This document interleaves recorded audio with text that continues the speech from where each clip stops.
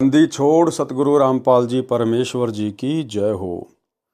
परमपिता परमात्मा सारी सृष्टि के रचनहार, कुल मालिक, असंख्य ब्रह्मांडों के स्वामी, जगत गुरु, तीनों लोकों में प्रवेश करके सबका भरण पोषण करने वाले राजाधिराज, आत्माधार, नाथों के नाथ, देवों के देव, महादेव, सर्वेश्वर, महेश्वर, मृत्युंजय, अजरो अमर, आदि अनादि, सनातनी प्रभु, जगत पिता जगदीश्वर, श्री श्री 1008 की उपाधि के वास्तविक अधिकारी, अकाल मूर्त शब्द स्वरूपी राम वासुदेव, सर्वगतम ब्रह्म, परम पूज्य, प्रथम पूज्य, परम संत, परम पुरुष, परम धनी, परम दयालु, सत्य कबीर, हक्का कबीर, अल्लाहु कबीर, अल्लाहु अकबर, बाखबर, अल्लाह ताला, जगत के तारणहार, जगत के मुक्तिदाता, जगत के जगन्नाथ, हारे के सहारे, हिंदुओं के राम, मुसलमानों के अल्लाह, सिखों के वाहिगुरु, ईसाइयों के मसीह, दया के सागर दयानिधि, करुणा के सागर करुणानिधि, स्वयंभू परिभू, संकट मोचन, कष्ट हरण, मंगल करण, दुख भंजन,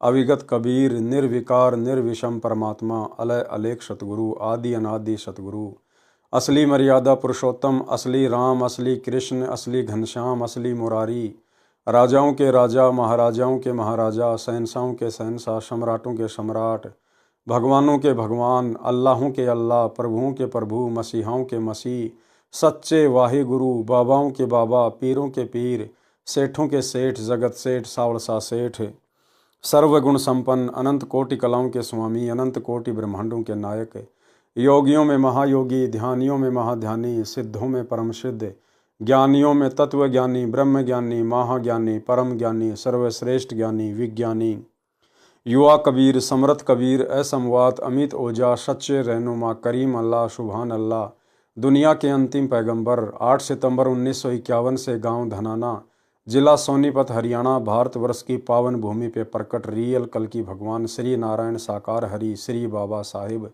शब्द स्वरूपी राम, संत श्रोमणी सतगुरु रामपाल जी परमेश्वर जी के चरण कमल में सात संगति से जुड़े हुए देश विदेश से सभी भाई बहनों का अनंत कोटि दंडवत प्रणाम।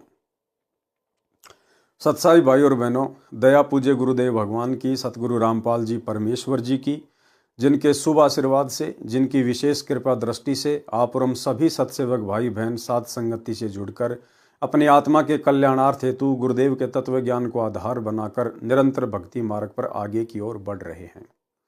भाई और बहनों, पूज्य गुरुदेव भगवान के कर कमल से लिखित पवित्र ग्रंथ मुक्ति बोध के ऊपर वीडियो बनाने की श्रृंखला जारी है। इसी श्रृंखला में आज हमारा ये चौथे नंबर का वीडियो है। अब आज के वीडियो की हम गुरुदेव भगवान के आशीर्वाद से शुरुआत करते हैं। पवित्र ग्रंथ मुक्ति बोध, पेज नंबर 26, भैंस का सींग भगवान बना। एक पाली भैंसों को खेतों में चराने वाला अपनी भैंसों को घास चराता चराता मंदिर के आसपास चला गया। मंदिर में पंडित कथा कर रहा था। भगवान के मिलने के पश्चात होने वाले सुख बता रहा था कि जिसको भगवान मिल गया तो सब कार्य सुगम हो जाते हैं। परमात्मा भगत के सब कार्य कर देता है। भगवान भगत को दुखी नहीं होने देता, इसलिए भगवान की खोज करनी चाहिए। पाली भैंसों ने तंग कर रखा था। एक किसी और जाकर दूसरे की फसल में घुसकर नुकसान कर देती, दूसरी भैंस किसी और, खेत के मालिक आकर पाली को पीटते थे, कहते थे कि हमारी फसल को हानि करा दी, अपनी भैंसों को संभाल कर रखा कर। पाली ने जब पंडित से सुना कि भगवान मिलने के पश्चात सब कार्य आप करता है और भगत मौज करता है, तो पंडित जी के निकट जाकर चरण पकड़कर कहा कि मुझे भगवान दे दो, मैं भैंसों ने बहुत दुखी कर रखा हूं। पंडित जी ने पीछा छुड़ाने के मकसद से कहा कि कल आना। पाली गया तो पंडित ने पहले ही भैंस का टूटा हुआ सींग जो कूड़े में पड़ा था उठाकर उसके ऊपर लाल कपड़ा लपेटकर लाल धागे यानी मोली से बांधकर कहा कि ले, ये भगवान है, इसकी पूजा करना, इसको पहले भोजन खिलाकर बाद में स्वयं खाना। कुछ दिनों में तेरी भक्ति से प्रसन्न होकर यह भगवान मनुष्य की तरह बन जाएगा, तब तेरे सब कार्य करेगा। ये तेरी सच्ची श्रद्धा पर निर्भर है कि तू कितनी आस्था से, सच्ची लगन से क्रिया करता है। यदि तेरी भक्ति में कमी रही तो भगवान मनुष्य के समान नहीं बनेगा। भाई और बहनों, हम इस कथा में आगे बढ़ेंगे। उससे पहले हम एक छोटी सी शिक्षा लेनी है। इसी मुक्ति बोध के प्रथम वीडियो में दास ने जिक्र किया था सारनाम के विषय में, क्योंकि हिसार जेल से पूज्य गुरुदेव जी की 71 नंबर विशेष संदेश नामक ऑडियो आई थी, जिसमें गुरुदेव भगवान ने सार शब्द का हल्का सा जिक्र किया है।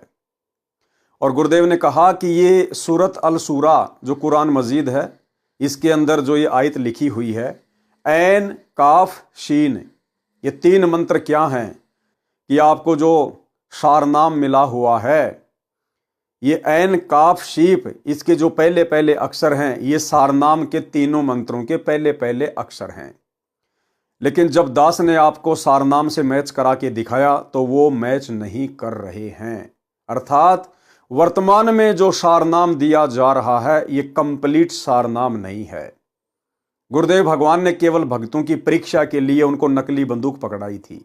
असली सारनाम तो परमात्मा ने आगे चलकर जो आत्माएं सारनाम के योग्य हो जाएंगी, जो गुरु के अलावा किसी और में कबीर भगवान नहीं देखेंगी, जो हर प्रकार के विषय विकारों से दूर हो जाएंगी, कामी क्रोधी लालची इनसे भक्ति न होए, भक्ति करे कोई सूरमा जात वर्ण कुल खोए, ऐसी आत्मा ओरिजिनल सारनाम के योग्य बनेंगी।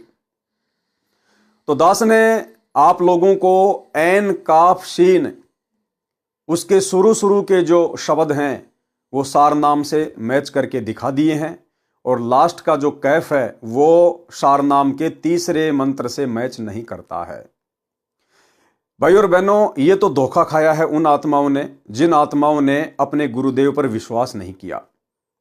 और 2014 बरवाला कांड के बाद गुरुदेव भगवान तो बैठे हिसार जेल में, और लोगों ने अपनी नादानी और मूर्खता के चलते इन फर्जी सतलोक आश्रमों में जाकर सारनाम ले लिया। ये आत्माएं तो धोखा खा चुकी हैं, ये आत्माएं अपने गुरुदेव भगवान पर अविश्वास प्रकट कर चुकी हैं। ठीक है, जो आत्माएं ज्ञान को आधार बनाकर साध संगति से जुड़ चुकी हैं और उस फर्जी सारनाम का जाप करना छोड़ दिया है, जो सारनाम 2014 बरवाला कांड के बाद उनको मिला था, उनको तो परमात्मा संभालेगा। और जितने भी भगत भाई बहन हैं जिन्होंने 2014 से पहले और गुरुदेव भगवान से सारनाम लिया है, वही मंत्र जो गुरुदेव ने पहले दिए थे 2014 बरवाला कांड से पहले, तो दास ने कहा था कि ऐसी आत्माओं को बिल्कुल भी शंका नहीं करनी है। वो ऐन काफ शीफ, ये जो मंत्र हैं, ये जो शब्द हैं, इनके प्रथम शब्द भले सारनाम से मैच खाते हैं या नहीं खाते हैं, ये 2014 से पहले जिन जिन भाई बहनों को सतगुरु रामपाल जी परमेश्वर जी से वही मंत्र सारनाम के रूप में मिल चुके हैं, उनको कोई किसी प्रकार की शंका नहीं करनी है। ये उनकी भी परीक्षा होगी।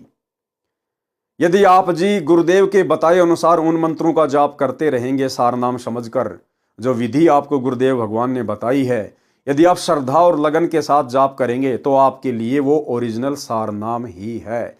बाकी आगे चलकर परमात्मा आपको क्या देंगे क्या नहीं देंगे वो बाद की बात है, लेकिन आपने पूरी श्रद्धा और लगन के साथ उसे सारनाम ही समझकर जाप करना है। जिन जिन भाई बहनों को 2014 बरवाला कांड से पहले गुरुदेव के द्वारा जो सारनाम मिला है, क्योंकि भाई और बहनों, विश्वास श्रद्धा की ही ये परीक्षा है।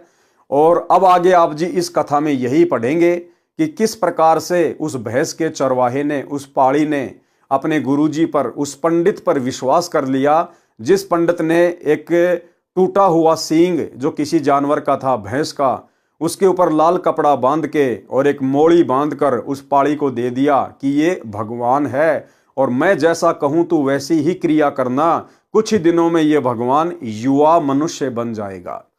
उस पाली ने विश्वास और श्रद्धा के साथ वैसा ही किया और आगे चलकर मजबूरन भगवान को प्रकट होना पड़ा। पाली उस भैंस के सींग को ले गया, उसके सामने भोजन रखकर कहा कि खाओ भगवान। भैंस का सींग कैसे भोजन खाता? पाली ने भी भोजन नहीं खाया। इस प्रकार 3-4 दिन बीत गए। पाली ने कहा कि मर जाऊंगा परंतु आपसे पहले भोजन नहीं खाऊंगा। मेरी भक्ति में कमी रह गई तो आप मनुष्य नहीं बनोगे। मैं भैंसों ने बहुत दुखी कर रखा हूं। परमात्मा तो जानी जान है, जानते थे कि ये भोला भगत मृत्यु के निकट है। उस पाखंडी ने तो अपना पीछा छुड़ा लिया, मैं कैसे छुड़ाऊं? चौथे दिन पाली के सामने उसी भैंस के सींग का जवान मनुष्य बन गया। पाली ने बाहों में भर लिया और कहने लगा कि भोजन खा, फिर मैं खाऊंगा। भगवान ने ऐसा ही किया, फिर अपने हाथों पाली को भोजन डालकर दिया। पाली ने भोजन खाया। भगवान ने कहा कि मेरे को किस लिए लाया है? पाली बोला कि भैंस चराने के लिए। चल, भैंसों को खेत में खोल, ये लाठी ले, अब सारा कार्य आपने करना है, मैं मौज करूंगा। परमात्मा ने लाठी थामी और सब भैंसों की अपने आप रस्सी खुल गई और खेतों की ओर चल पड़ी। कोई भैंस किसी ओर जाने लगे तो लाठी वाला उसी ओर खड़ा दिखाई देता। भैंस घास के मैदान में ही घास चरने लगी। दूसरों की खेती में कोई नुकसान नहीं हो रहा था। पाली की खुशी का कोई ठिकाना नहीं था। वह अपने गुरुजी पंडित जी का धन्यवाद करने मंदिर में गया। पंडित डर गया कि ये झगड़ा करेगा, कहेगा कि अच्छा मूर्ख बनाया, परंतु बात विपरीत हुई। पाली ने गुरुजी के चरण छुए तथा कहा कि गुरुजी, चौथे दिन आदमी रूप में भगवान बन गया। मैंने भी भोजन नहीं खाया, प्राण निकलने वाले थे। उसी समय वह लाल वस्त्र में बंधा भगवान जवान लड़का बन गया। मेरी ही आयु के समान अब सारा कार्य भगवान कर लेता है, मैं मौज करता हूँ। उसके भोले भाले अंदाज से बताई कथा सत्य लग रही थी, परंतु विश्वास नहीं हो रहा था। पंडित जी ने कहा कि मुझे दिखा सकते हो, कहाँ है वह युवा भगवान? पाली बोला कि चलो मेरे साथ। पंडित जी पाली के साथ भैंसों के पास गया। पूछा कि कहाँ है भगवान? पाली बोला कि क्या दिखाई नहीं देता? देखो वह खड़ा, लाठी ठोडी के नीचे लगाए। पंडित जी को तो केवल लाठी लाठी ही दिखाई दे रही थी, क्योंकि उसके कर्म लाठी खाने के ही थे। पाली से कहा कि मुझे लाठी लाठी ही दिखाई दे रही है, कभी इधर जा रही है, कभी उधर जा रही है। तब पाली ने कहा कि भगवान इधर आओ। भगवान निकट आकर बोला, क्या आज्ञा है? पंडित जी को आवाज तो सुनी, लाठी भी दिखी, परंतु भगवान नहीं दिखे। पाली बोला, आप मेरे गुरुजी को दिखाई नहीं दे रहे हो, इन्हें भी दर्शन दो। भगवान ने कहा, ये पाखंडी है, ये केवल कथा कथा सुनाता है, स्वयं को विश्वास नहीं, इसको दर्शन कैसे हो सकते हैं? पंडित जी ये वाणी सुनकर लाठी के साथ पृथ्वी पर गिरकर क्षमा याचना करने लगा। भगवान ने कहा, ये बोला बालक मर जाता तो तेरा क्या हाल होता? मैंने इसकी रक्षा की। पाली के विशेष आग्रह से पंडित जी को भी विष्णु रूप में दर्शन दिए, क्योंकि वह श्री विष्णु जी का भगत था। फिर अंतर ध्यान हो गए। प्रिय पाठकों से निवेदन है कि इस कथा का भावार्थ यह न समझना कि पाली की तरह हठ योग करने से परमात्मा मिल जाता है। यदि कुछ देर दर्शन भी दे गए और कुछ जटिल कार्य भी कर दिए, इससे जन्म मरण का दीर्घ रोग तो समाप्त नहीं हुआ। वह तो पूर्ण गुरु से दीक्षा लेकर मर्यादा में रहकर आजीवन साधना करने से ही समाप्त होगा। पाली तथा पंडित पिछले जन्म में परमात्मा के परम भगत थे। पाली और पंडित क्या थे? पिछले जन्म में परमात्मा के परम भगत थे।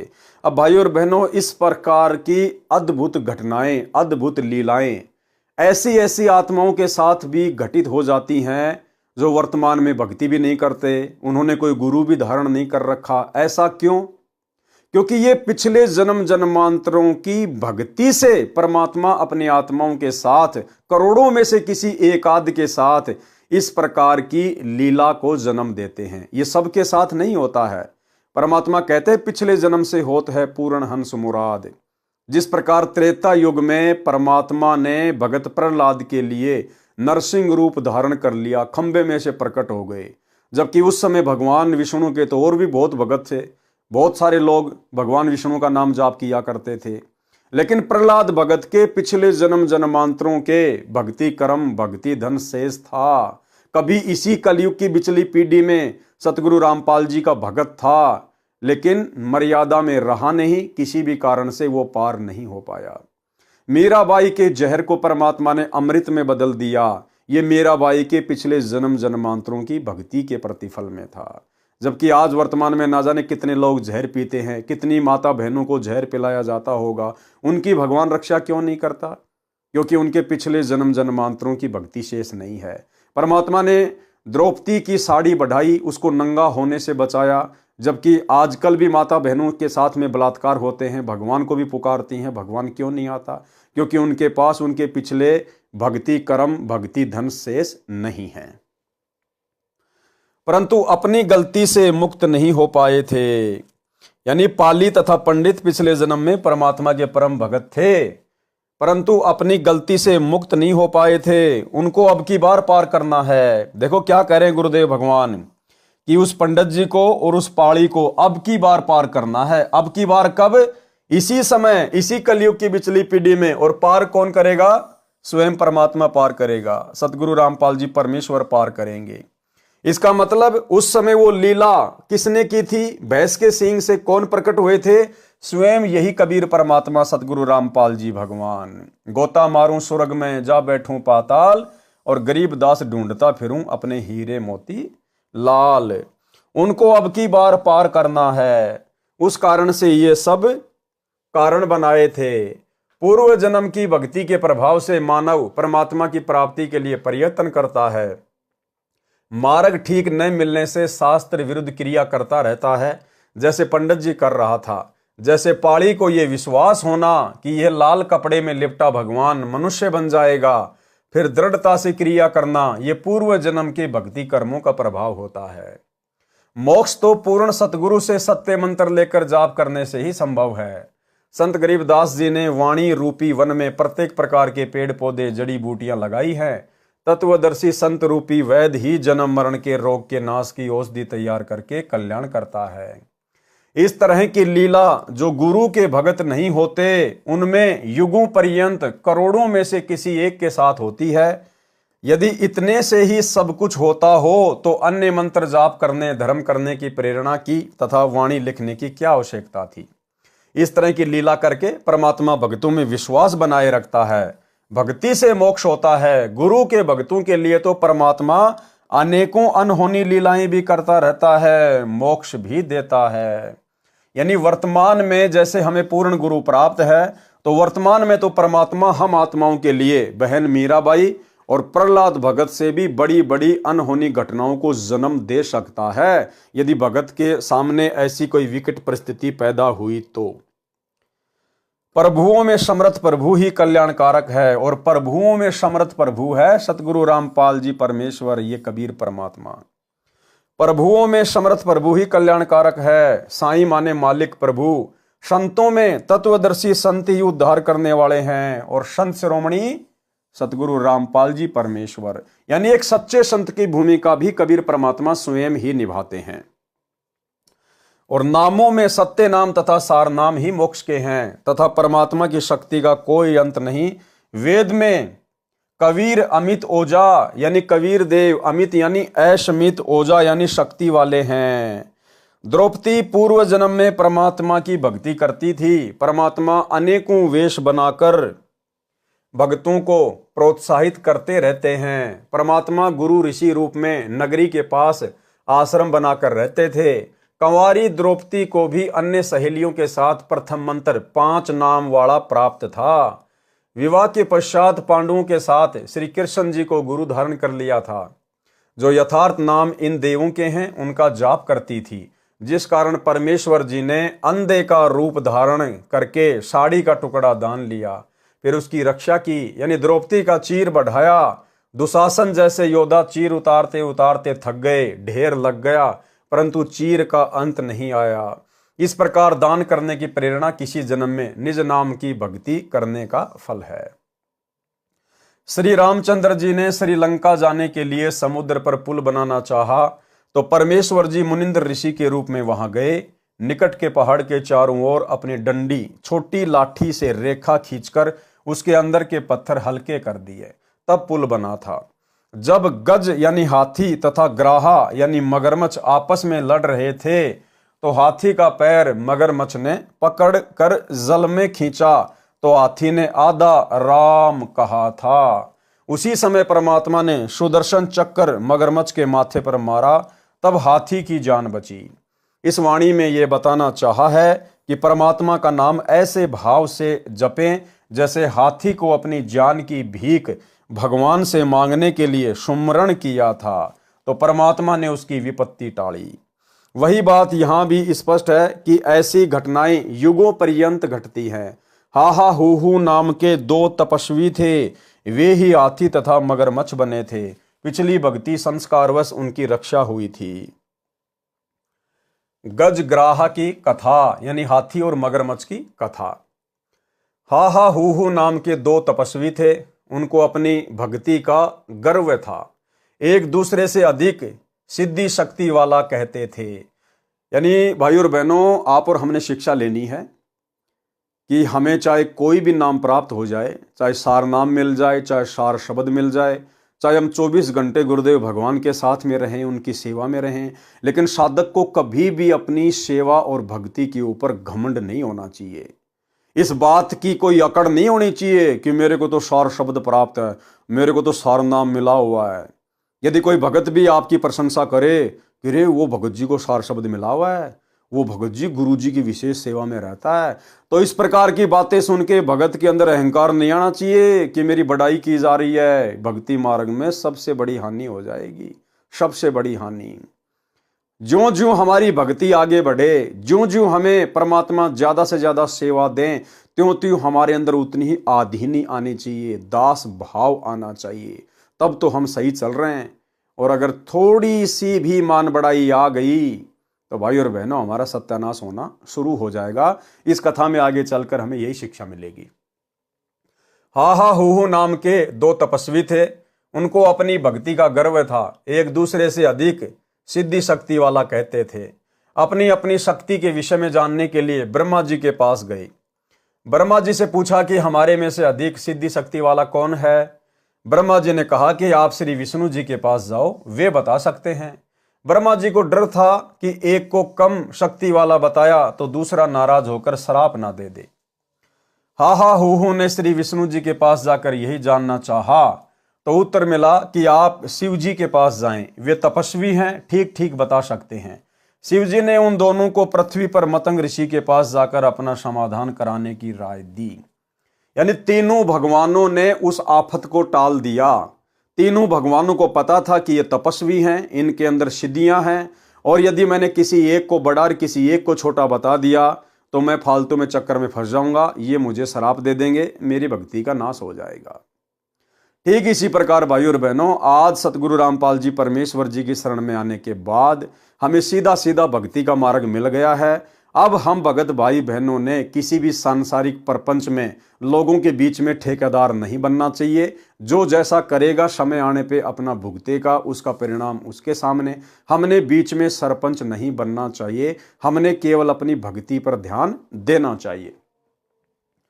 मतंग ऋषि वर्षों से तपस्या कर रहे थे, अवधूत बनकर रहते थे। अवधूत उसे कहते हैं जिसने शरीर के ऊपर एक वस्त्र लंगोट के अतिरिक्त कुछ न पहन रखा हो। मतंग ऋषि शरीर से बहुत मोटे यानी डील डोल थे। जब हाहा हूहू मतंग ऋषि के आश्रम के निकट गए तो उनके मोटे शरीर को देखकर हाहा ने विचार किया कि ऋषि तो हाथी जैसा है। हूहू ने विचार किया कि ऋषि तो मगरमच्छ के जैसा है। दूसरी शिक्षा देखो, ये जो शरीर है ये परमात्मा की रचना है, और परमात्मा की रचना में वो चाहे काला है, चाहे गोरा है, चाहे लूला है, चाहे लंगड़ा है, वो कैसा भी है, दुबला पतला मोटा, इस परमात्मा की रचना में हमने जरा भी मीन मेख या मजाक नहीं करना चाहिए। भगवान ने जिसको जैसा शरीर दिया है, घर परिवार दिया है, बाल बच्चे दिए हैं, संपत्ति दी है, ये उसके पिछले जन्मों की भक्ति और उसके संस्कार के आधार से दी है। इसलिए किसी के ऊपर भी हंसी मजाक झाड़ना परमात्मा के प्रति हंसी मजाक झाड़ने में आता है, जिसकी सजा आगे चल के इन दोनों ने पाई। हूहू ने विचार किया कि ऋषि तो मगरमच्छ जैसा है। मतंग ऋषि के निकट जाकर प्रणाम करके अपना उद्देश्य बताया कि कृपया आप बताएं कि हम दोनों में से किसकी आध्यात्मिक शक्ति अधिक है। ऋषि ने कहा कि आपके मन में जो विचार आया है आप उसी की योनि धारण करो और अपना फैसला स्वयं कर लें। उसी समय उन दोनों का शरीर छूट गया, यानी मृत्यु हो गई। हाहा को हाथी का जन्म मिला तथा हूहू को मगरमच्छ का जन्म मिला। जब दोनों जवान हो गए तो एक दिन हाथी दरिया पर पानी पीने गया तो उसका पैर मगरमच्छ ने पकड़ लिया। सारा दिन खींचातान बनी रही। कभी हाथी मगरमच्छ को पानी से कुछ बाहर ले आए, कभी मगरमच्छ हाथी को पानी में खींच ले जाए। शाम को मगरमच्छ पैर छोड़ देता, अगले दिन हाथी उसी स्थान पर जाकर अपना पैर मगरमच्छ को पकड़ाकर शक्ति परीक्षण करता था। यानी वो पिछले जन्म की भावना ज्यों की त्यों उनके अंदर बनी रही। पुराणों में लिखा है कि यह गजग्राहा का युद्ध 10,000 वर्ष तक चलता रहा। आसपास के जंगल में हाथी का आहार समाप्त हो गया।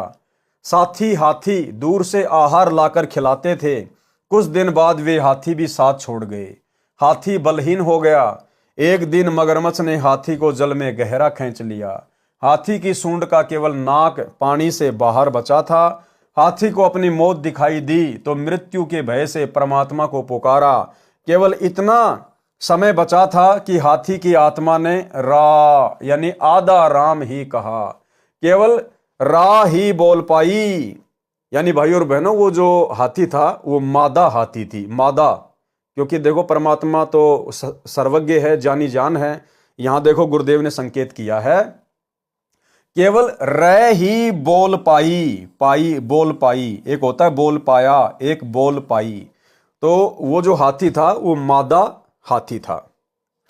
उसी क्षण परमात्मा ने सुदर्शन चक्र मगरमच्छ के सिर में मारा। मगरमच्छ का मुख खुल गया। हाथी बाहर पटरी पर खड़ा हो गया। परमात्मा प्रकट हुए। हाथी से कहा कि तुम स्वर्ग चलो। तुमने मुझे सच्चे मन से याद किया है, मेरा नाम बड़ी तड़प से लिया है। मगरमच्छ ने कहा कि हे प्रभु, जिस तड़प से इसने आपका नाम जपा है मैंने उसको उसी तड़प से सुना है, परंतु हार जीत का मामला था इसलिए मैं छोड़ नहीं पा रहा था। आप तो अंतर्यामी हैं, मन की बात भी जानते हो, मेरा भी कल्याण करो। प्रभु ने दोनों को स्वर्ग भेजा। फिर से जन्म हुआ, फिर अपनी साधना शुरू की। अब इस कथा से हमें क्या निष्कर्ष मिलता है? जानने योग्य यानी निष्कर्ष।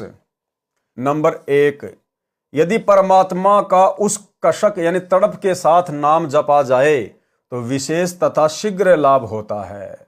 जैसे हाथी ने मौत के भय से नाम उच्चारा था, केवल रै ही बोल पाया था, फिर डूब जाना था। इसको संतों ने ररंकार धुन यानी लगन कहा है। कई संतजन दीक्षा मंत्र में ररंकार नाम जाप करने को देते हैं, वह उचित नहीं है।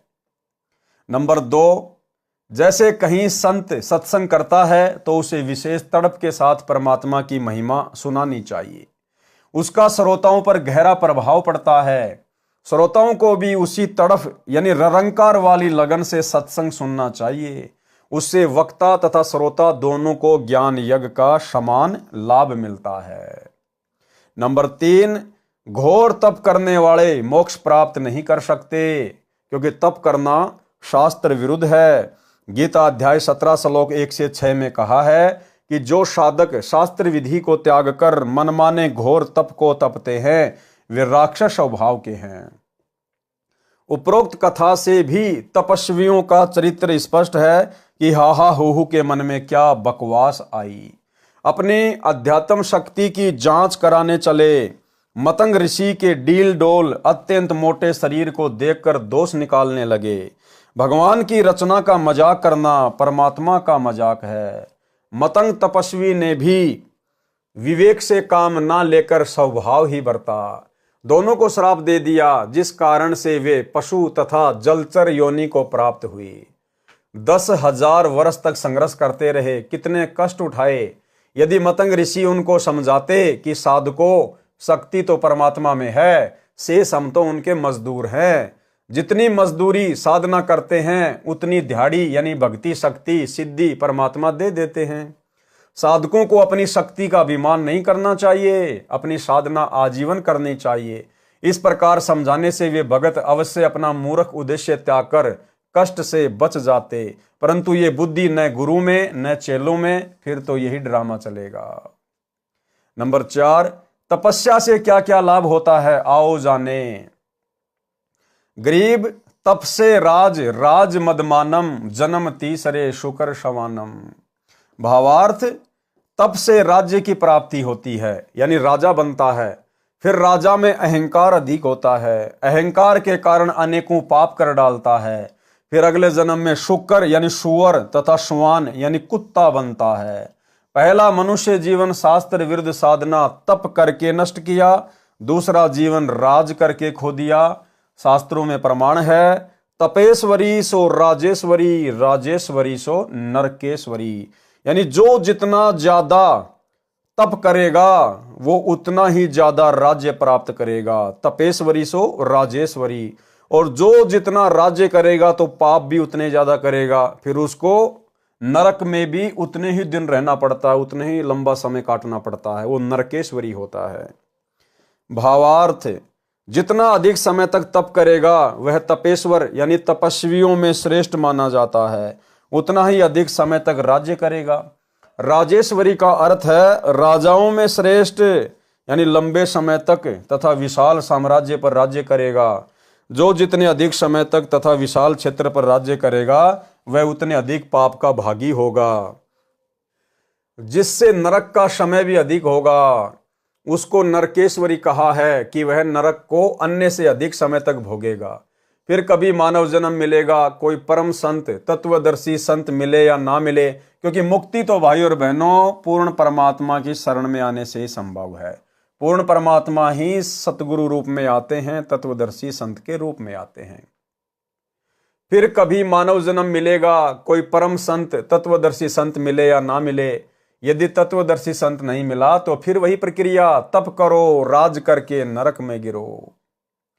गरीब ये हरहट का कुआ लोई, या गढ़ बंध्या है सब कोई। कीड़ी कुंजर और अवतारा, अरहट डोर बंधे कई बारा। भावार्थ, पुराने समय में सिंचाई के लिए एक कुआं खोदा जाता था। उससे पानी निकालने के लिए एक पहिए जैसा बड़ा चक्कर लोहे का बनाया जाता था, जो लकड़ी के सहारे कुएं के ऊपर मध्य में रखा जाता था, जिसको चाक कहते हैं। उसके ऊपर लंबी चैन की तरह बाल्टियां लगाई जाती थी। कुएं से कुछ दूरी पर कोल्लू जैसा यंत्र लगाकर बैलों के द्वारा चलाया जाता था। बाल्टियां जो चैन पर लगी होती थी वे बैल द्वारा घुमाने से खाली नीचे कुएं में चली जाती थी, पानी से भरकर ऊपर आती थी, ऊपर एक नाले में खाली होकर फिर नीचे कुएं में भरने के लिए चली जाती थी। ये क्रम सारा दिन और महीनों चलता रहता था।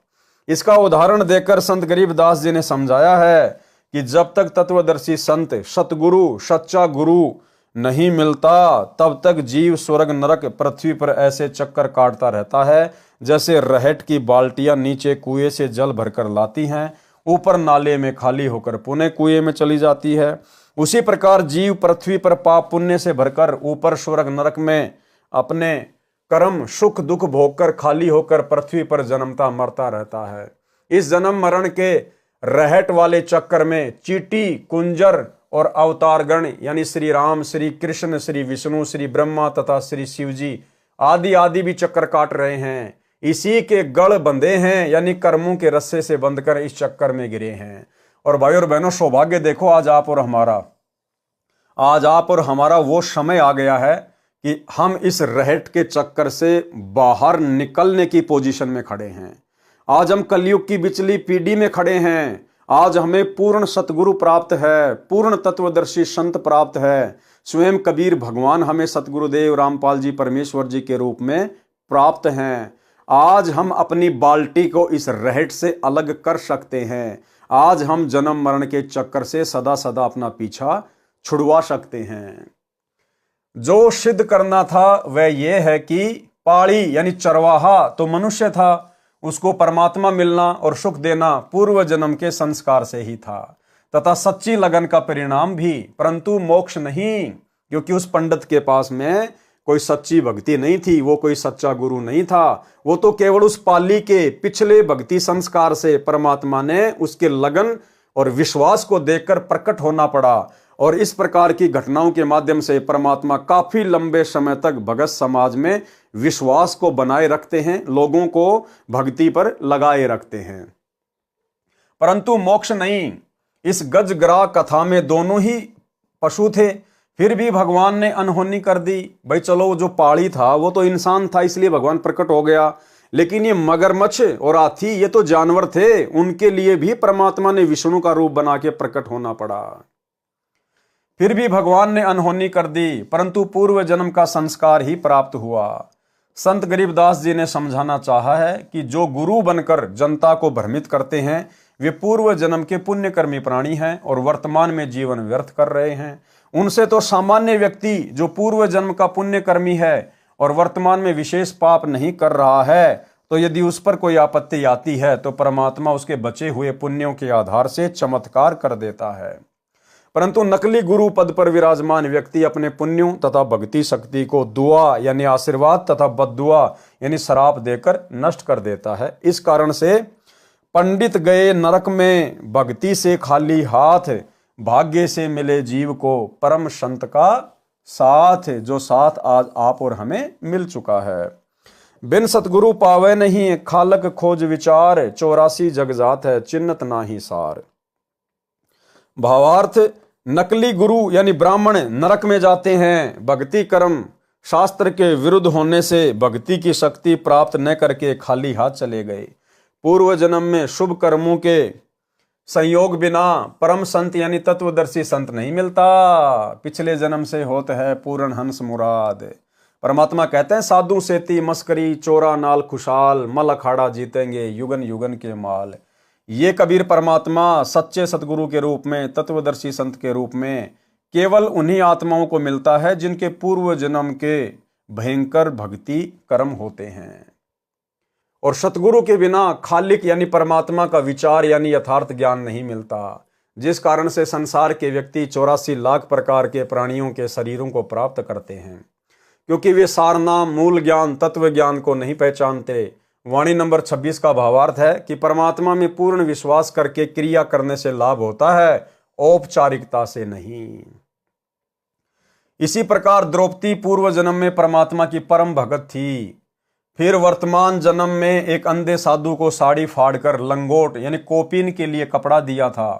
अंधे साधु के वेश में स्वयं कबीर परमेश्वर ही लीला कर रहे थे। यानी भाई और बहनों, सारी लीला ये कबीर भगवान ही करता है। उस पाली के पास भी यही सतगुरुदेव भगवान आए, द्रौपदी के पास भी यही परमात्मा गए। यही परमेश्वर है जो हर समय यहाँ पर लीलाएं करते रहते हैं। खाली खेले खलक में 6 ऋतु 12 मास। जिस कारण से जिस समय दुशासन ने द्रौपदी को सभा में नंगा करने की कोशिश की, तो द्रौपदी ने देखा कि न तो मेरे 5 पति 5 पांडव जो भीम जैसे महाबली थे, ना तो वो सहायता कर रहे हैं, न भीष्म पितामह द्रोणाचार्य तथा दानी कर्ण ही सहायता कर रहे हैं। सब के सब किसी न किसी बंधन के कारण विवश हैं। तब निर्बंध परमात्मा को अपनी रक्षार्थ हृदय से हाथी की तरह तड़फ कर पुकार की। उसी समय परमेश्वर जी ने द्रौपदी का चीर अनंत कर दिया। दुशासन जैसे योद्धा जिसमें 10,000 हाथियों की शक्ति थी, थककर चूर हो गया, चीर का ढेर लग गया, परंतु द्रौपदी निर्वस्त्र नहीं हुई। परमात्मा ने द्रौपदी की लाज रखी। पांडवों के गुरु श्री कृष्ण जी थे, जिस कारण से उनका नाम चीर बढ़ाने की लीला में जुड़ा है। इसलिए वाणी में कहा है कि निज नाम की महिमा सुनो जो किसी जन्म में प्राप्त हुआ था, जब परमेश्वर सतगुरु रूप में उस द्रौपदी वाली आत्मा को मिले थे। कबीर परमात्मा किस रूप में मिले थे? सतगुरु रूप में। यानी सतगुरु रूप में कबीर परमात्मा ही सतलोक से चलकर आते हैं। उनको वास्तविक मंत्र जाप करने को दिया था, उसकी भक्ति की शक्ति शेष थी, उस कारण द्रौपदी की इज्जत रही थी। कबीर कमाई आपनी कभून निष्फल जाए, 7 समुद्र आड़े पड़ो मिले अगाऊ आए। भावार्थ, कबीर परमेश्वर जी ने कहा है कि अपनी भक्ति की मजदूरी यानी कमाई कभी व्यर्थ नहीं जाती, चाहे कितनी बाधाएं आ जाएं वह अवश्य मिलती है। इसी के आधार से द्रौपदी का चीर बढ़ा महिमा हुई। इसलिए कहा है कि निज नाम यानी यथार्थ भक्ति मंत्र की महिमा सुन और उस पर अमल कर। एक वैश्या गणिका थी, उसको जीवन में पहली बार सत्संग सुनने का अवसर मिला। उस दिन अपने कर्म से गलानी हो गई और सतगुरु से दीक्षा लेकर सच्ची लगन से भक्ति करके विमान में बैठकर स्वर्ग लोक में गई।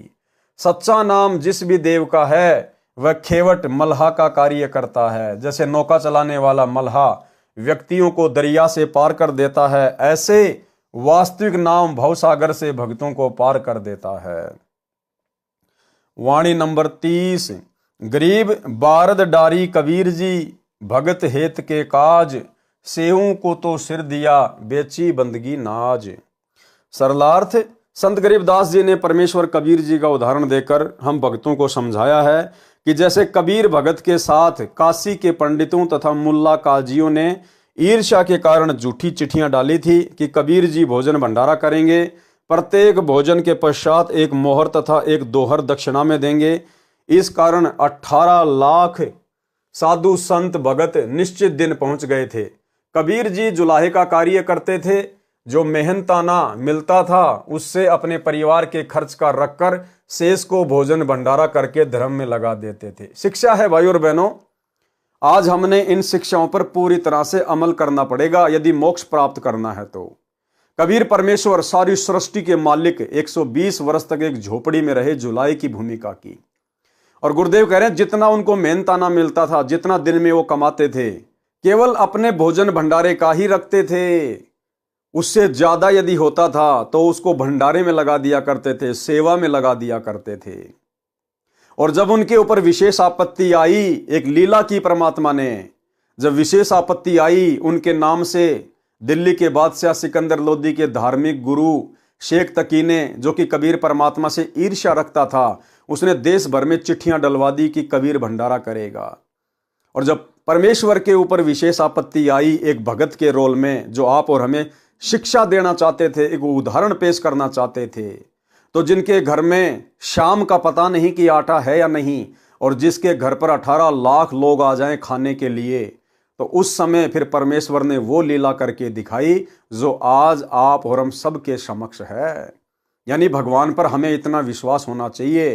तो हम भगत भाई बहनों को परमात्मा गुरुदेव भगवान एक शिक्षा दे रहे हैं कि आप चाहे कितने बड़े अधिकारी हैं, आप कितने बड़े बिजनेसमैन हैं, पहली बात तो इस भक्ति मार्ग को समझने के बाद अगर अपनी आत्मा का कल्याण करवाना है तो आपने सीधे सीधे तरीके से, नॉर्मल तरीके से रहना है। आपने ज्यादा कमाई की आवश्यकता नहीं है, ज्यादा धन संचय करने की आवश्यकता नहीं है, अगर भगवान पर विश्वास है तो। इसलिए परमेश्वर कहते हैं कि अपने काम को सीमित करो, जितनी आवश्यकता है उतना ही काम फैलाओ, ज्यादा समय परमात्मा की महिमा, भक्ति और सेवा में लगाओ। अगर ज्यादा लंबा चौड़ा कारोबार फैला हुआ है, धीरे धीरे उसको समेटना शुरू कर दीजिए। समय निकलता जा रहा है, समय थोड़ा है, ज्यादा से ज्यादा समय और समासें परमात्मा की भक्ति और सेवा में। और परमेश्वर हमें शिक्षा दे रहे हैं कि भगत को पैसा जमा करके नहीं रखना चाहिए, ये सोचकर कि आपत्ति में काम आएगा, आने वाले समय में काम आएगा। नहीं, आने वाले समय में यदि आपके पास में भक्ति धन है तो आपका सांसारिक धन काम आएगा। आपके पास नहीं है तो परमात्मा सामने खड़ा हो जाएगा, आपके किसी भी कार्य को परमात्मा विफल नहीं होने देगा। जिस कारण से घर में 2 व्यक्ति आ जाएं तो उनका भी आटा नहीं रहता था। उस दिन 18 लाख मेहमान उपस्थित थे, तो परमेश्वर कबीर जी अन्य रूप के 100 बंजारे का धारण करके 9 लाख बैलों की पीठ पर बोडी यानी गधों के बोरे जैसा थैला धरकर उनमें पका पकाया भोजन भरकर सतलोक से लेकर आए। और 3 दिन का भोजन भंडारा चिट्ठी में लिखा था, तो 3 दिन ही 18 लाख व्यक्तियों को भोजन कराया, तथा प्रत्येक खाने के पश्चात एक सोने की मोहर तथा एक दोहर दी गई। जो हरिद्वार से गरीबदास वाले पंथियों ने सदग्रंथ छपाया है, उसमें वाणी इस प्रकार है। गरीब बारद डुरी कबीर कै भक्ति हेत के काज। यथार्थ वाणी ऊपर लिखी है, फिर भी हमने भावार्थ समझना है। जब कबीर जी काशी में लहर तारा तालाब में कमल के फूल पर शिशु रूप में प्रकट होकर लीला करने आए हुए थे, उसी समय एक रामानंद जी पंडित थे जो प्रसिद्ध आचार्य माने जाते थे। उनको कबीर परमेश्वर जी ने अपने सतलोक के दर्शन कराए, अपना परिचय कराया, फिर वापस शरीर में लाकर छोड़ा। उसके पश्चात स्वामी रामानंद जी ने कहा, दोहूं ठोर है एक तू भया एक से दोय, गरीब दास हम कारणे आए हो मगजोय। कि ये परमात्मा सतलोक में भी आप ही बैठे हो अपने तेजोमय रूप में, और पृथ्वी पर सतगुरु की भूमिका भी आप ही कर रहे हो।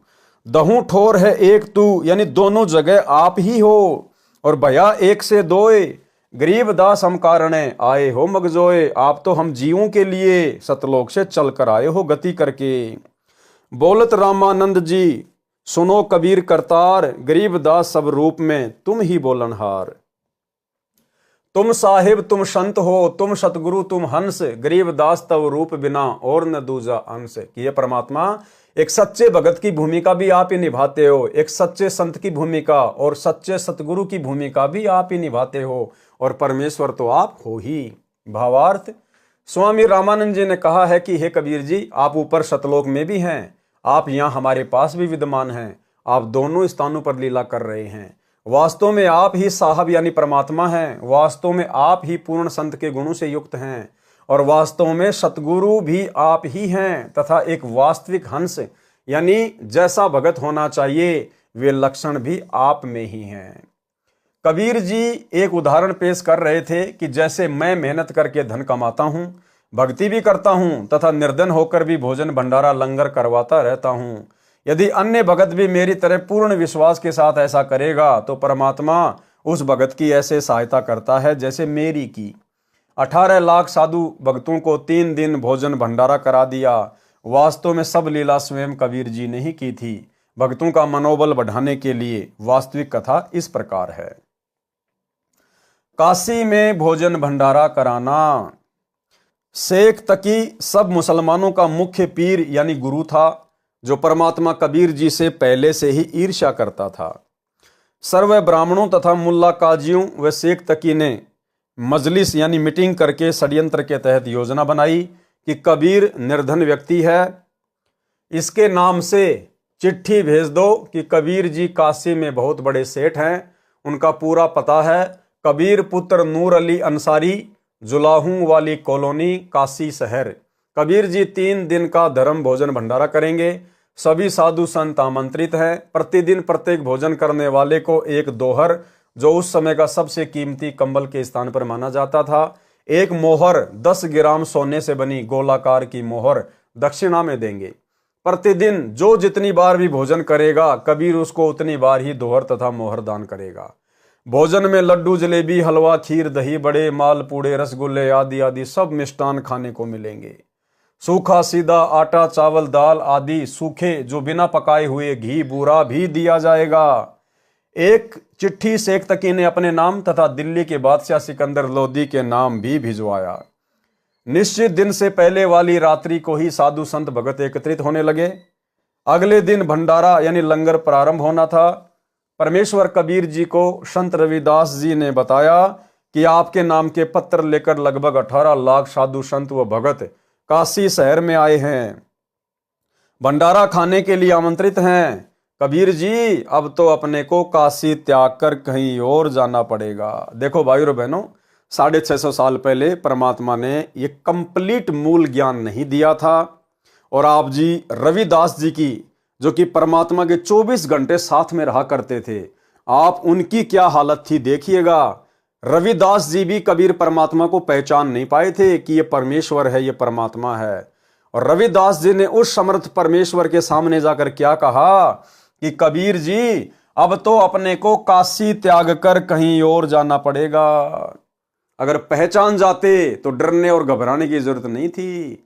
यही कहते कि परमेश्वर, आज तो आपकी महिमा करने का समय आ गया, अब तो आपकी वाह वाह होगी परमात्मा। क्योंकि जो परमात्मा तीनों लोकों में प्रवेश करके सबका भरण पोषण कर रहा है, असंख्य जीव जंतुओं का पेट भर रहा है, भला वो परमात्मा के 18 लाख को नहीं खिलाएगा? और उन 18 लाख लोगों को भी प्रतिदिन वही तो परमात्मा खिला रहा था, जहां जहां भी वो रहते थे। तो क्या परमात्मा उस दिन नहीं खिलाएगा?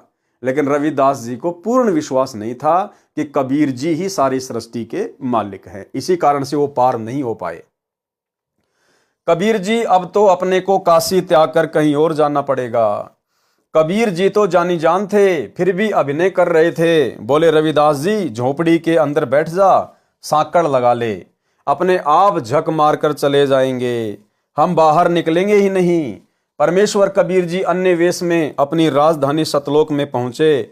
वहां से 9 लाख बैलों के ऊपर गधों जैसा बोरा थैला रखकर उनमें पका पकाया सर्व सामान भरकर तथा सूखा सामान, चावल, आटा, खांड, बूरा, दाल, घी आदि भरकर पृथ्वी पर उतरे।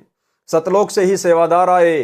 परमेश्वर कबीर जी ने स्वयं बंजारे का रूप बनाया और अपना नाम केशव बताया। दिल्ली के सम्राट सिकंदर तथा उसका धार्मिक पीर शेख तकी भी आया। काशी में भोजन भंडारा चल रहा था। सबको प्रत्येक भोजन के पश्चात एक दोहर तथा एक मोहर 10 ग्राम सोना दक्षिणा दी जा रही थी। कई बेईमान भगत तो दिन में 4-4 बार भोजन करके चारों बार दोहर तथा मोहर ले रहे थे। कुछ सूखा सीधा चावल, खांड, घी, दाल, आटा भी ले रहे थे। यह सब देखकर शेख तकी ने तो रोने जैसी शक्ल बना ली और जांच इंक्वायरी करने लगा। सिकंदर लोदी राजा के साथ उस टेंट में गया जिसमें केशव नाम से स्वयं कबीर जी वेश बदलकर बंजारे, उस समय के व्यापारियों को बंजारे कहते थे, उसके रूप में बैठे थे। सिकंदर लोदी राजा ने पूछा, आप कौन हैं, क्या नाम है, आप जी का कबीर जी से क्या संबंध है? केशव रूप में बैठे परमात्मा जी ने कहा कि मेरा नाम केशव है, मैं बंजारा हूं। कबीर जी मेरे पगड़ी बदल मित्र हैं। मेरे पास उनका एक लेटर गया था कि एक छोटा सा भंडारा यानी लंगर करना है, कुछ सामान लेते आइएगा। उनके आदेश का पालन करते हुए सेवक हाजिर है। भंडारा चल रहा है। शेख तकी तो कलेजा पकड़कर जमीन पर बैठ गया जब ये सुना कि एक छोटा सा भंडारा करना है जहां पर 18 लाख व्यक्ति भोजन करने आए हैं। प्रत्येक को दोहर तथा मोहर और आटा, दाल, चावल, घी तथा खांड भी सूखा सीधा रूप में दिए जा रहे हैं। इसको छोटा सा भंडारा कह रहे हैं, परंतु ईर्ष्या की अग्नि में जलता हुआ विश्राम गांव में चला गया जहां पर राजा ठहरा हुआ था। सिकंदर लोदी ने केशव से पूछा, कबीर जी क्यों नहीं आए? केशव ने उत्तर दिया कि उनका गुलाम जो बैठा है उनको तकलीफ उठाने की क्या आवश्यकता है, जब इच्छा होगी आ जाएंगे। ये भंडारा तो 3 दिन चलना है। सिकंदर लोदी हाथी पर बैठकर अंगरक्षकों के साथ कबीर जी की झोपड़ी पर गए। वहां से उनको तथा रविदास जी को साथ लेकर भंडारा स्थल पर आए। सबसे कबीर सेठ का परिचय कराया तथा केशव रूप में स्वयं डबल रोल करके उपस्थित संतों भक्तों को प्रश्नोत्तर करके सत्संग सुनाया जो 24 घंटे तक चला। कई लाख संतों ने अपनी गलत भक्ति त्याग कर कबीर जी से दीक्षा ली, अपना कल्याण कराया। भंडारे के समापन के बाद जब बचा हुआ सब सामान तथा टेंट बैलों पर लादकर चलने लगे, उस समय सिकंदर लोदी राजा तथा शेख तकी, केशव तथा कबीर जी एक स्थान पर खड़े थे।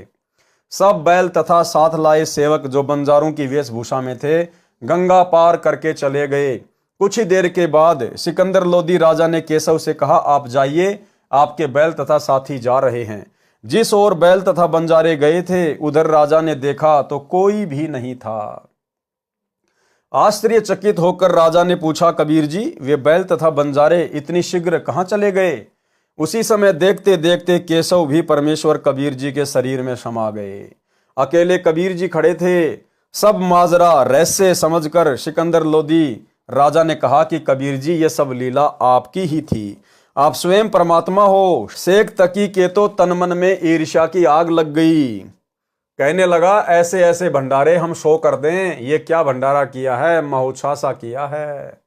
महोत्सा उस अनुष्ठान को कहते हैं जो किसी गुरु के द्वारा किसी बूढ़े की गति करने के लिए थोपा जाता है। उसके लिए सब घटिया सामान लगाया जाता है। और जग जोनार करना उस अनुष्ठान को कहते हैं जो विशेष खुशी के अवसर पर किया जाता है, जिसमें अनुष्ठान करने वाला दिल खोलकर धन खर्च करता है। संत गरीबदास जी ने कहा है कि गरीब कोई कहे जग जो नार करी है, कोई कहे महोछा, बड़े बड़ाई किया करें गाड़ी काढ़े ओछा। यानी उस भंडारे में जो साधु संत महात्मा आए थे, बढ़िया बढ़िया मनमोहक भोजन खा रहे थे, सोने की दोहर और मोहर ले रहे थे, सूखा आटा, दाल, चावल, चीनी ले रहे थे, वो तो जय जयकार कर रहे थे, जय हो कबीर सेठ की, जय हो कबीर सेठ की, जग जोनार कर दी, जग जोनार कर दी। और जो ईर्ष्या में जल भुन रहे थे शेख तकी जैसे, उन्होंने कहा ये तो महोत्सा सा किया है, महोत्सा सा। सारांश, कबीर जी ने भक्तों को उदाहरण दिया है कि यदि आप मेरी तरह सच्चे मन से भक्ति करोगे तथा ईमानदारी से निर्वाह करोगे तो परमात्मा आपकी ऐसे सहायता करता है। भगत ही वास्तव में सेठ अर्थात धनवंता है। भगत के पास दोनों धन है। संसार में जो चाहिए वह भी धन भगत के पास होता है तथा सत्य साधना रूपी धन भी भगत के पास होता है। और भाई और बहनों, आप और हमें तो सबसे बड़ा धन मिल गया। सेठों का सेठ मिल गया, खजांची मिल गया, कैशियर मिल गया, सांसारिक धन का भी और आध्यात्मिक धन का भी। एक अन्य करिश्मा जो उस भंडारे में हुआ, क्या चमत्कार हुआ। वह जिमनवार लंगर 3 दिन तक चला था। दिन में प्रत्येक व्यक्ति कम से कम 2 बार भोजन खाता था, कुछ तो 3-4 बार भी खाते थे, क्योंकि प्रत्येक भोजन के पश्चात दक्षिणा में एक मोहर 10 ग्राम सोना और एक दोहर कीमती सूती सोल दिया जा रहा था। इस लालच में बार बार भोजन खाते थे। 3 दिन तक 18 लाख व्यक्ति शौच तथा पेशाब करके काशी के चारों ओर ढेर लगा देते। सोचो भाई और बहनों, 18 लाख लोग 3 दिन तक और छिक छिक के खा रहे थे, छिक छिक के पी रहे थे। अब 18 लाख लोग कहाँ तो पेशाब करने जाते, कहाँ लेटरिन करते, और यदि वो लोग लेटरिन करते तो 3 दिन में वहां पर ढेर लगा देते गंदगी का। एक भी व्यक्ति ना तो 3 दिन में पेशाब करने गया और ना ही फ्रेश होने के लिए गया। 3 दिन तक 18 लाख व्यक्ति शौच तथा पेशाब करके काशी के चारों ओर ढेर लगा देते, काशी को सड़ा देते। काशी निवासियों तथा उन 18 लाख अतिथियों तथा 1 लाख सेवादार जो सतलोक से आए थे, उस गंध का ढेर लग जाता। श्वास लेना दूभर हो जाता, परंतु ऐसा महसूस भी नहीं हुआ। सब दिन में 2-3 बार भोजन खा रहे थे, परंतु शौच एक बार भी नहीं जा रहे थे। फरोश होने कोई नहीं जा रहा था, ना पेशाब कर रहे थे। इतना स्वादिष्ट भोजन था कि पेट भर भर कर खा रहे थे। पहले से दुगना भोजन खा रहे थे, हजम भी हो रहा था। किसी रोगी तथा वृद्ध को कोई परेशानी नहीं हो रही थी।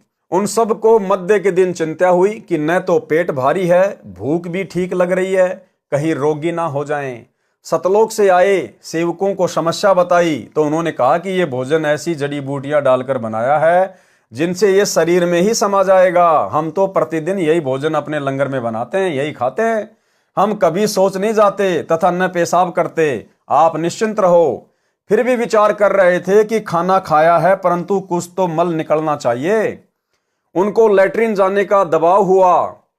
सब शहर से बाहर चल पड़े।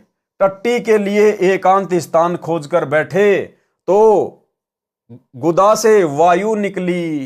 पेट हल्का हो गया तथा वायु से सुगंध निकली जैसे केवड़े का पानी छिड़का हो।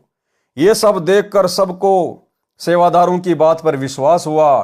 तब उनका डर समाप्त हुआ, परंतु फिर भी सबकी आंखों पर अज्ञान की पट्टी बंधी थी। परमेश्वर कबीर जी को परमेश्वर नहीं स्वीकारा। और भाइयों और बहनों, आज भी वो स्थिति है। ये तो दया हुई गुरुदेव भगवान की चंद साध संगति से जुड़ी हुई आत्माओं के ऊपर, जिन्होंने गुरु रूप में आए हुए अपने परमेश्वर को, अपने कबीर भगवान को पहचान लिया। इसके अलावा सतलोक आश्रमों से जुड़े हुए उन सभी भाई बहनों की, गुरुदेव के परिवार वालों की, कोऑर्डिनेटरों की, आश्रम संचालकों की आज भी वही दशा है जो दशा 650 साल पहले थी। ड्रामे आप इनसे कितने करवा लो, लेकिन ज्ञान आधार बिल्कुल भी नहीं है। ये लोग आज भी अपने गुरुदेव को परमात्मा के रूप में स्वीकार नहीं कर पाए हैं। पुराणों में भी प्रकरण आता है कि अयोध्या के राजा ऋषभ देव जी राज त्याग कर जंगलों में साधना करते थे। उनका भोजन स्वर्ग से आता था। उनके मल पाखाने से सुगंध निकलती थी। आसपास के क्षेत्र के व्यक्ति इसको देखकर आश्चर्यचकित होते थे। इसी तरह सतलोक का आहार करने से केवल सुगंध निकलती है, मल नहीं। स्वर्ग तो सतलोक की नकल है जो नकली है। वाणी नंबर 30 में कहा है कि सेवों को तो शीश दिया, बेच बंदगी नाज। सेव तथा शिव ने किस कारण शीश दान किया, पढ़े सत्य कथा। सेव सम्मन की कथा। तो भाई और बहनों, आज के वीडियो में हम केवल इतना ही लेंगे और कल रात्रि 8 बजे गुरुदेव भगवान के आशीर्वाद से पवित्र ग्रंथ मुक्ति बोध में हम आगे बढ़ेंगे। सेव सम्मन की कथा से हम शुरू करेंगे। तब तक गुरुदेव भगवान हम सबको आज्ञा दें, इजाजत दें, आशीर्वाद दें। बंदी छोड़ सतगुरु रामपाल जी भगवान की जय हो।